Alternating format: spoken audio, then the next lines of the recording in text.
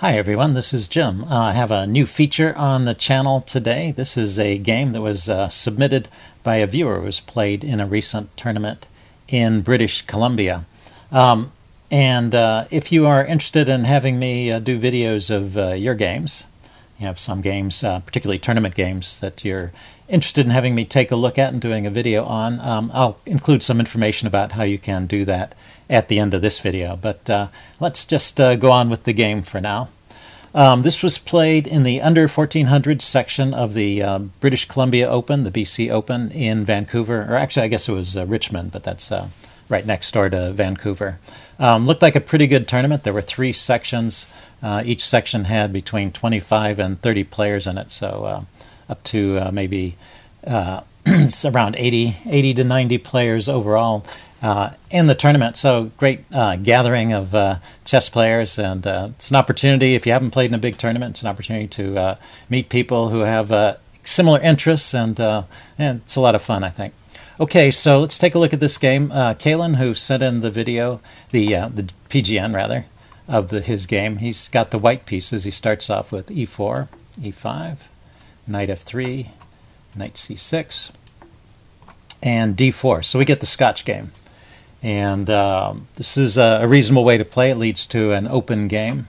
I don't play it so much myself. Mostly I play it from the black side because I play e5, and it's one of the openings I have to face. So I know more about the black side of this than the white side, but looks like an interesting opening. Either way, and bishop c5, this is the way I play it as black. There's 2 main moves here.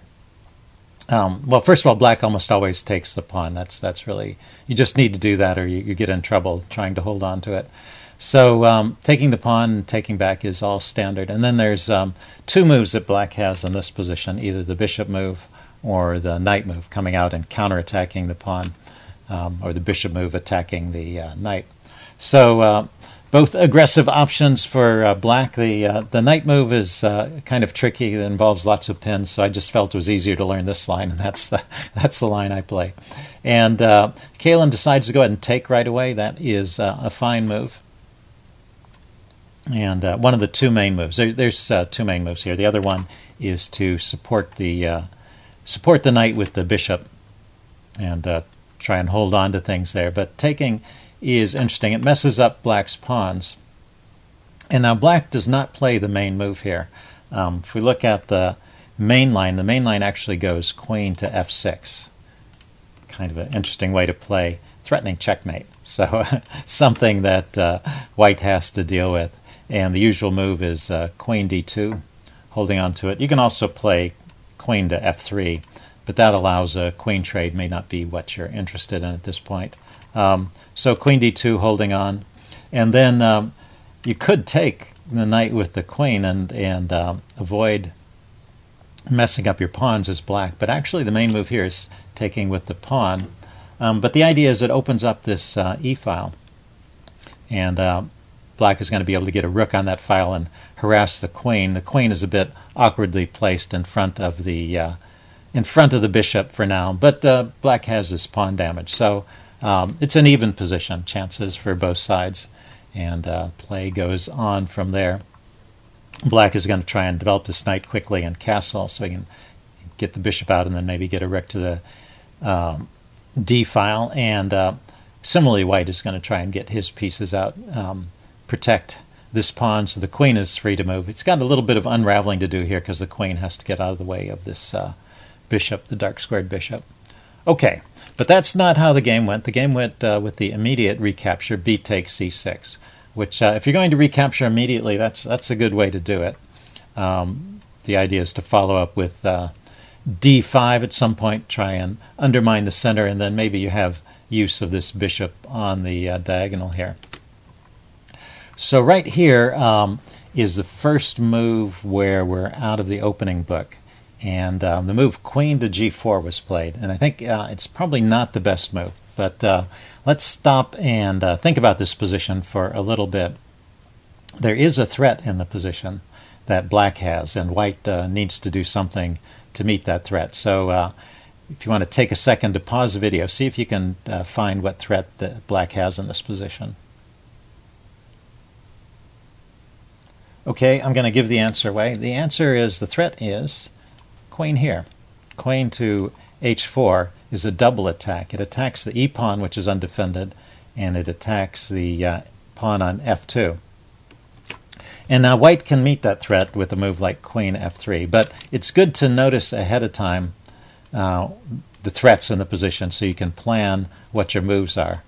Now, the move that was played, queen to g4, that meets the threat because it covers these squares. The queen can't come out here.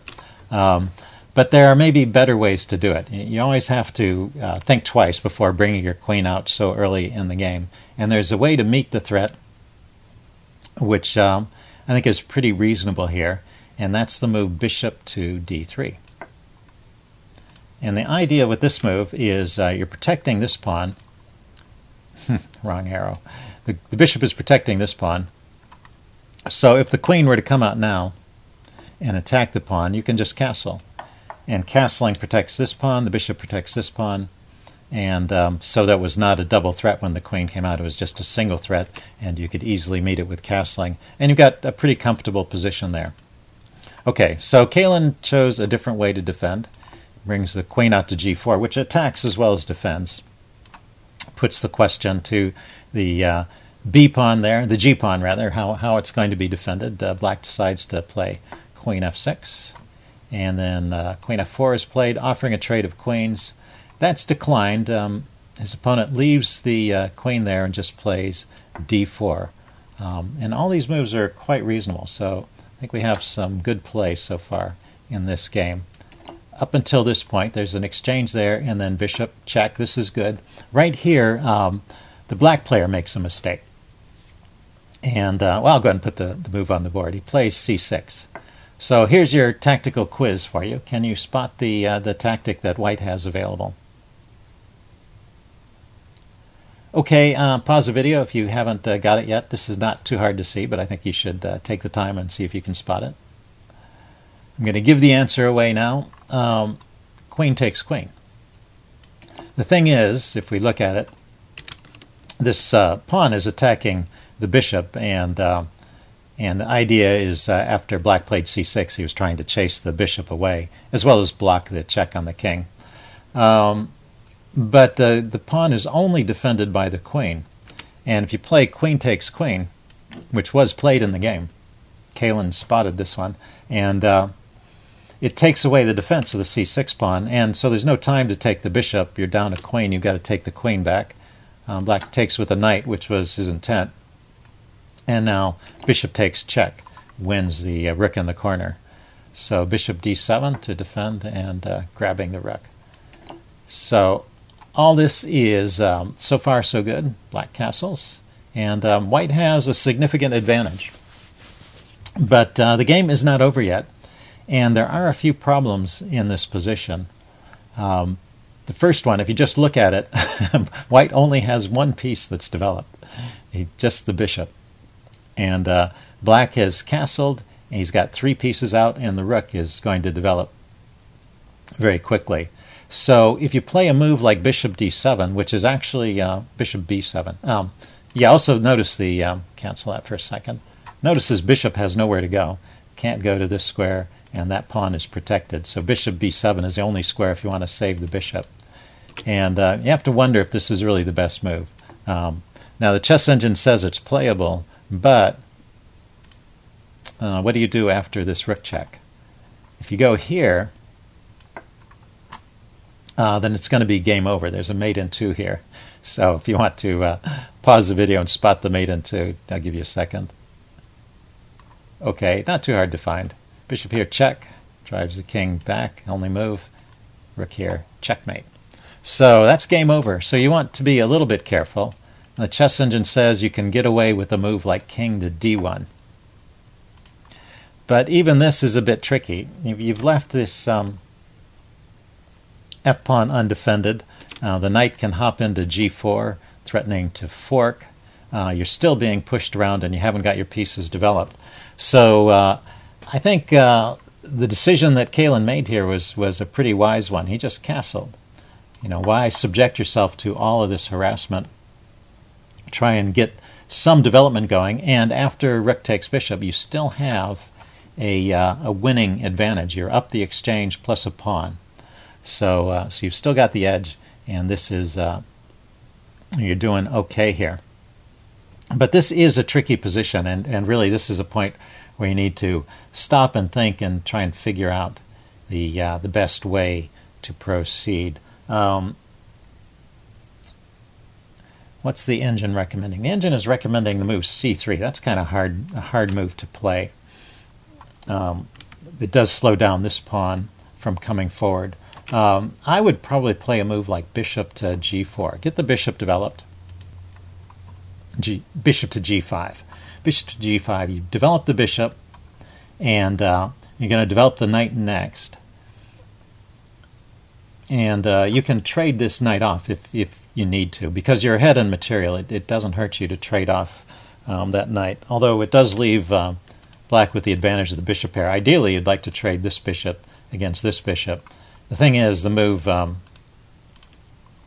bishop to e3, which might otherwise be desirable, is met by the pawn push to d5, so it's not so great. Let's see. So, are there any other moves you might consider here? There is a move just like, where are we? Knight. There is a move knight to c3 is an idea, but d4, it's a little bit annoying. The knight gets pushed around. Where is it hopping to? If you go here, there's this uncomfortable pin, and so it's a little bit tricky. So I think developing the bishop is probably the best way to go.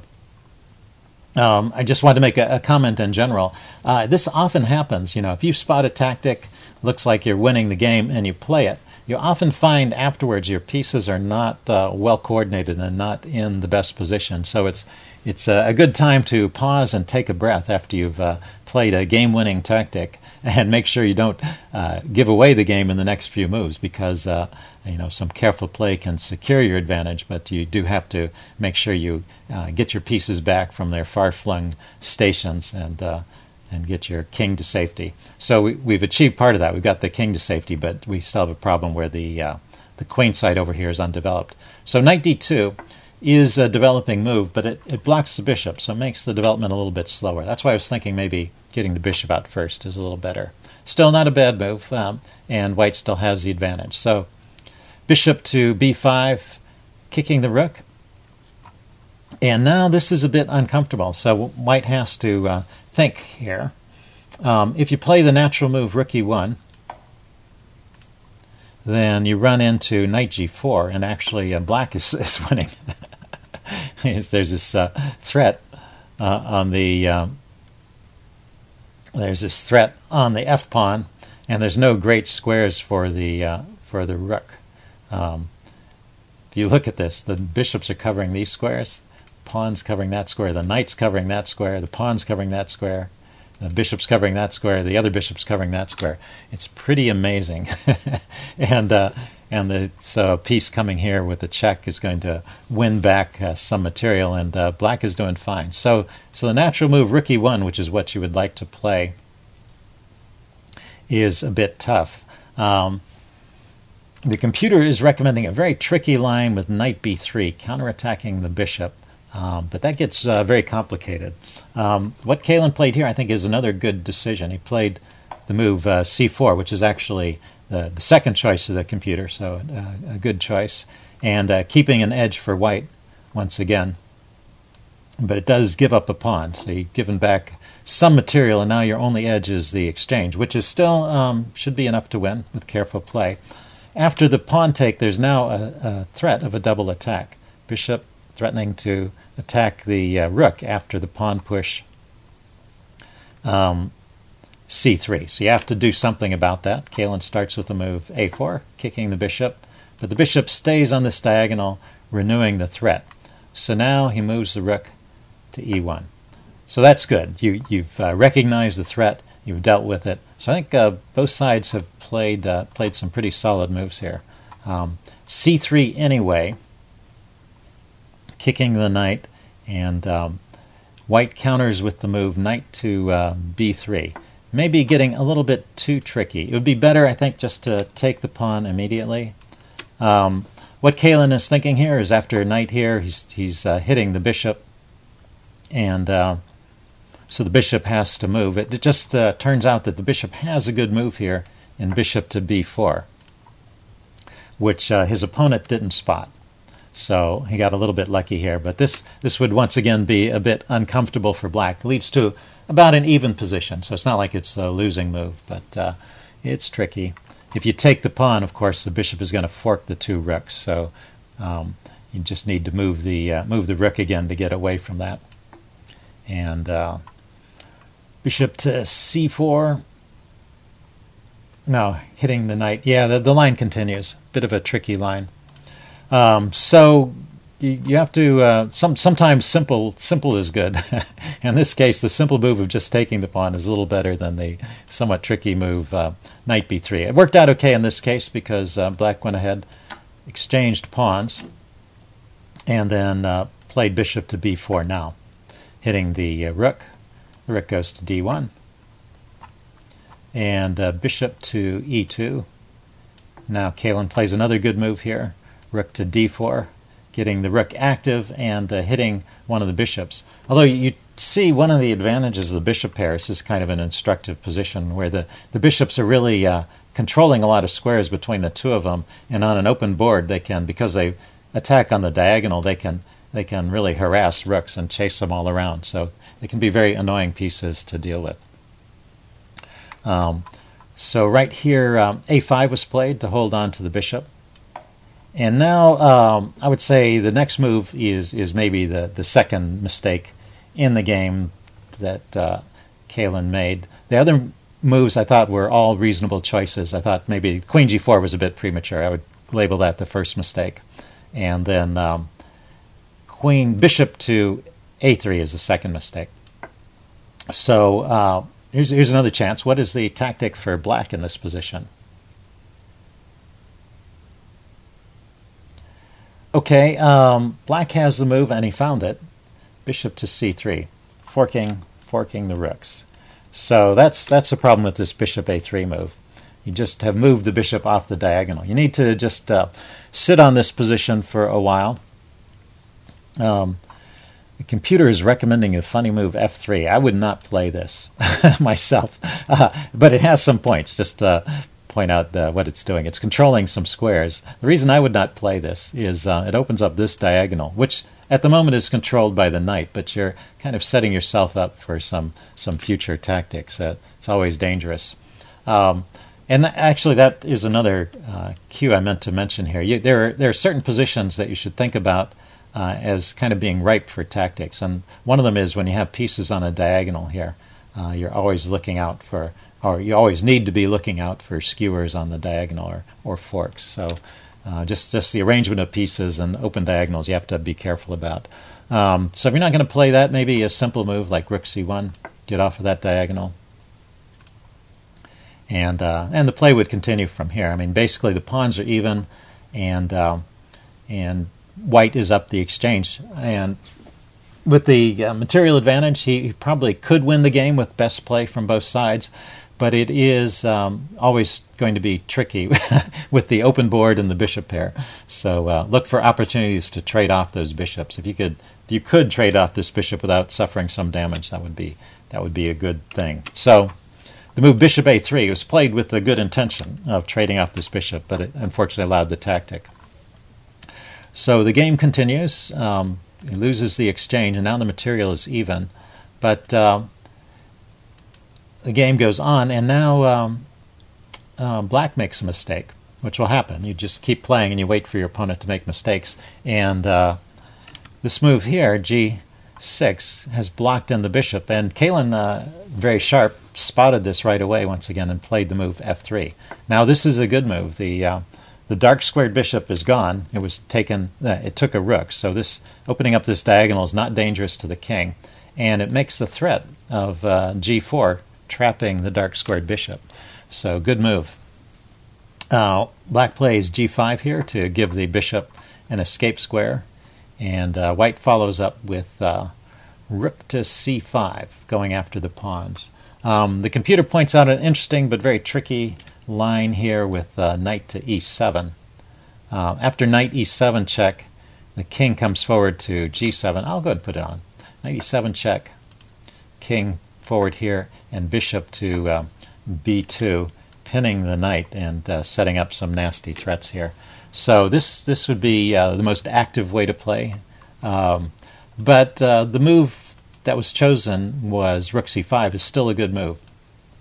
You can just get your piece active. This bishop is a bit out of play. You go after these weak pawns here. So bishop to g6. There was really no good way to defend that pawn. And then h6 kicking the rook. And now taking the other pawn. Somehow this doesn't quite work out as well. I guess the problem with taking this pawn is that the light squared pawn here is going to become weak. And the bishop is going to be able to win it because the rooks are traded and there's no piece that can defend the pawn on a4. So that happens in the game. So there is a suggestion of rook to c5 here, which I thought was kind of curious. Not taking the pawn, but keeping control of this square so the bishop can't easily get to a position of harassing the a-pawn, and maybe the knight can scoop up the pawn at the right moment. So that might be a more accurate way to play. So rook takes a5, an understandable move, but maybe not quite the best. So rook takes, knight takes. So now you're down to just knight and bishop bishop to c2 is going to pick up this pawn. So you're going to have pawns all on one side of the board, and you'll just have a one-pawn edge. So this becomes a difficult position to win at this point. Kalen plays the move bishop b2, attacking the knight, and black defends with king g7. He should really just move the knight. This is a mistake. And so this is maybe the last chance to get an easily winning advantage. And so this is another interesting moment, I think. What Kalen played here was bishop takes knight. But what you should recognize is when you've got a pin like this, you should think about ways to try and exploit it. You know, if you could get a pawn to a square here or here attacking that knight, well, it doesn't look like that's happening. Or if you could get your knight to a square like here or here to attack the knight, that might be pretty interesting. So after king g7, a move like knight to c6 is something you should think about. Getting your knight closer to the position where you can attack. If he goes here, then knight to e7.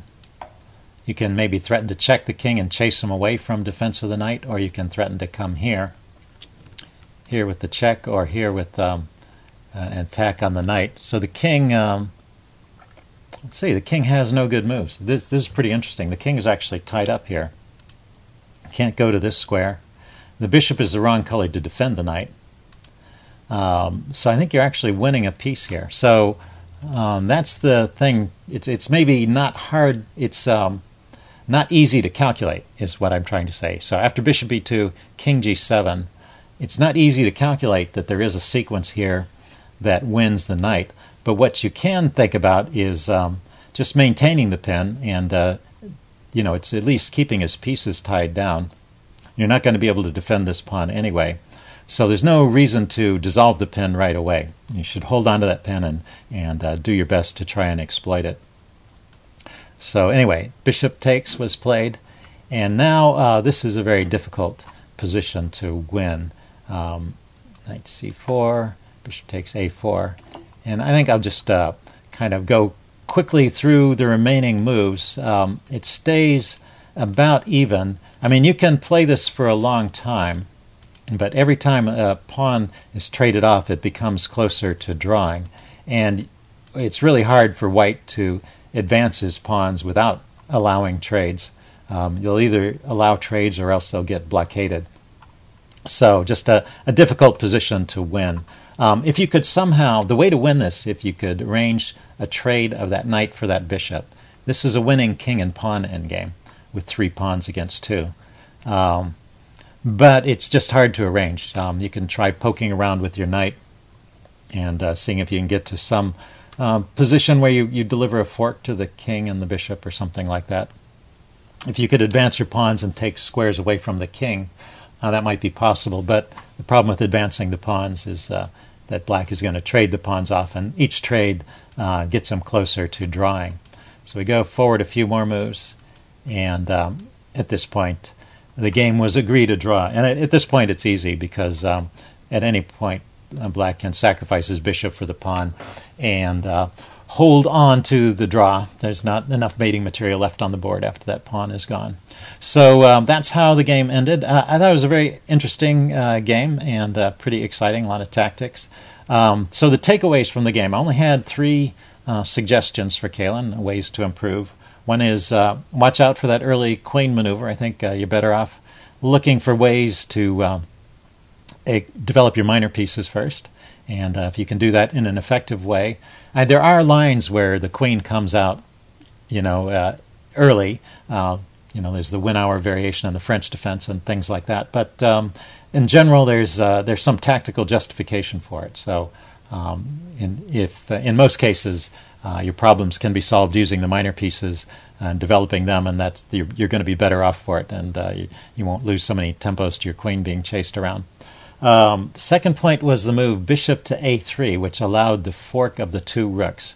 So this comes from not doing a blunder check. If you can maintain the discipline to check for blunders on every move, you can improve your play quite a bit. So a blunder check is after you've decided on the move, you've done all your normal calculations, you figured out what you want to play, you imagine that move in your head, and you say, is there some tactic here that I've missed? That's the blunder check. And in this case, if you'd done that, you might have spotted that there was that bishop fork of the 2 rooks. And then the third point that I wanted to mention that you can use in other games is when you have a pin, you don't want to dissolve it right away. You want to hold on to that pin and see how you can milk it for the most advantage. So those are my recommendations. So I hope you guys enjoyed this. If anybody else out there is interested in sending me a game to do a video review of, I have some information for you here. You can send me an email at this email address. And I'm mainly interested in games played over the board at a slow time control, like at least an hour or more. This game was played in 90 minutes plus 30-second increment, which is a FIDE time control. So that's a good. It's a good length of time. Allows you to think about the moves, and you can do things like the blunder check. So my feedback is going to be aimed at those kind of settings, tournament settings, where you have time to think about the moves. And if you can give me your thoughts on the game as well, and I can respond to that. Or if you have questions about particular points in the game you want me to offer an opinion on, I'll be happy to do that. So, yeah, if any of you feel like doing that, feel free, and I will see you again soon. Bye.